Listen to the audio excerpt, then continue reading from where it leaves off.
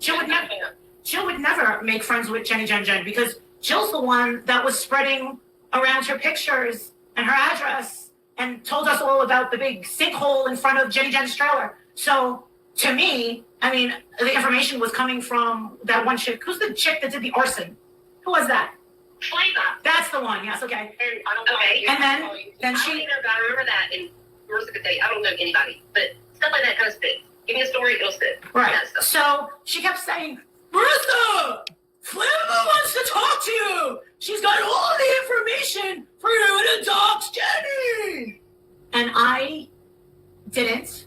I ignored it. Did you call Flavor yet? That's what she did. And I said, no, I didn't. I said, Jill, honestly, this does actually seem like a setup. So I guess maybe you could say, Marissa, well, that looks like a red flag in itself. Am I an idiot? She is a walking red flag. Okay, well, that actually is disturbing.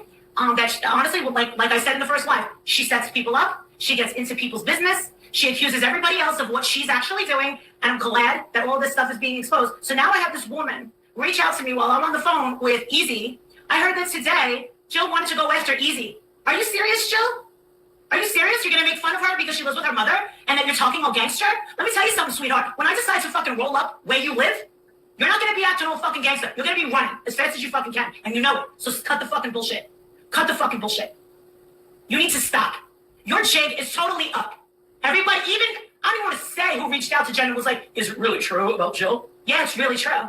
Yeah, it's really true. Piece of shit. Who takes money from burn victims? Tell them, why don't you tell them about the sushi and what Jill did to you? Now, I don't know if you guys remember this woman. I didn't know who this was that contacted me, but she said, I'm so glad that you finally outed her. I just want you to know that another Patreon sent me a message. The one time a Dizzle reached out to her, asked her for money. And that was the only time she ever asked her for money. And the woman said, my Patreon said that when Jill and a Dizzle were asking for money, that it doesn't make sense because of the currency exchange and they would be screwed. So now this woman is on the phone right now. She says, you need to call me. Because me and Jen are on the phone. So Jen's on the phone right now, and so is... Don't say my name, please. No, I'm not going to say your name. Go ahead, tell them just tell them your story. She knows who I am. She'll remember. Real quickly. So, my daughter got burned in an accident last May. Around the time... When did you lose your mom, Marissa? March 31st? Yeah, it was shortly. They're around the same time.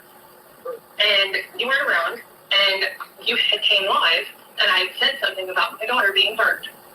And my daughter was burned, 35% full-thickness burned, and was in ICU for almost 3 months.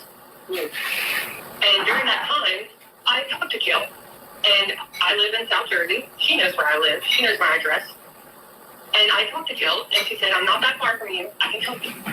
And she said, sorry. Are you okay? I'm dead. During that time, I couldn't find parking. Because if you go to Philly, if you know anything about Philly, and I know no one else knows anything else about Philly unless you've been there. But Philly's a pretty scary place. It's a scary place unless you've been there. Exactly. So I explained to Jill that it was very hard for me to get parking. She told me that I could park there at her home.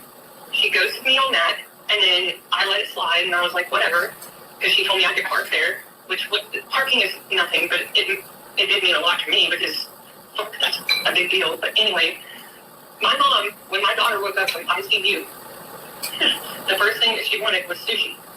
I didn't have the money to do it because I had to stop my job, stop my work, stop everything when she got burned. We're talking about way later. So I didn't have the money to order $86 worth of sushi.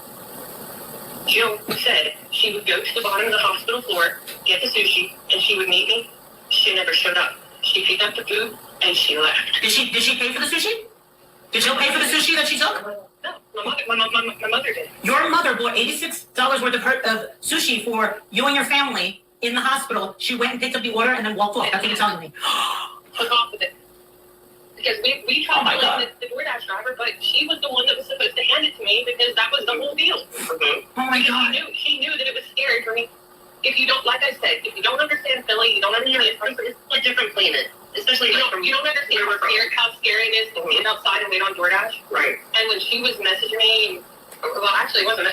She called me. I talked to her on the phone. She talked to my husband. Because I just got off the phone with him. And I said, am I crazy? And he said, no. He said, that's exactly what happened. Yeah. She And went she- to she- pick up the delivery. And she left. She's a piece of shit. And she wants to get all these prayer requests.